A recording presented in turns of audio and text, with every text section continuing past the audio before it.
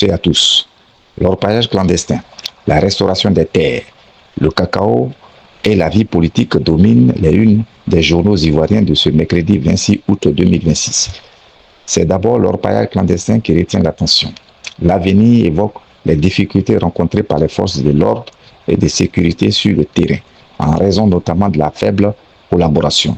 Dernière Heure Monde, de son côté, estime que la fermeture des sites ne suffit pas et appelle à s'attaquer aux causes profondes du phénomène. Le journal relève une forte progression du nombre de sites recensés, passé de 1098 en 2021 à plus de 8000 en 2025.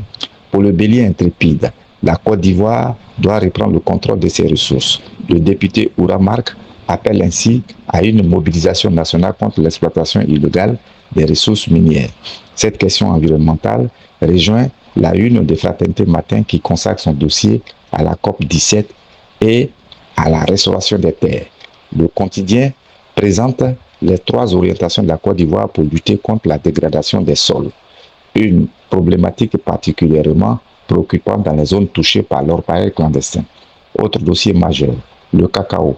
L'avenir annonce le début du compte à rebours pour la prochaine campagne de commercialisation.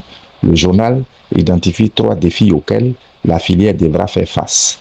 Les producteurs restent notamment attentifs aux conditions de commercialisation et à l'amélioration de leurs revenus. Sur le plan économique, le bélier intrépide revient sur l'affaire de 39 milliards de francs CFA et relaie une demande d'audit des régies financières. La question de la transparence et du contrôle de la gestion des ressources publiques reste donc au cœur des débats.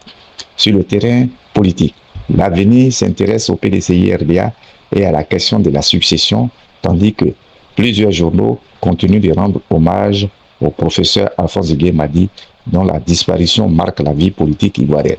Dans les autres sujets, Fraternité Matin revient sur les éléphantos, champions d'Afrique de l'Afro-Basket U18 2026, reçu par Timoko Mélié Kone. Le quotidien évoque notamment le Maouloud et les prières pour la paix et la cohésion sociale. Enfin, Dernière Heure Monde s'intéresse à l'UEMOA avec la volonté de Romuald Al-Vadani de relancer le dialogue avec les pays de l'AES. En résumé, les journaux ivoiriens mettent aujourd'hui l'accent sur 3 grandes préoccupations: la lutte contre l'orpaillage clandestin, la restauration des terres et l'avenir de la filière cacao.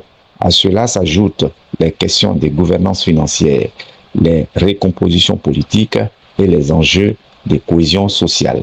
C'était l'essentiel de la revue de presse de ce mercredi 26 août 2026.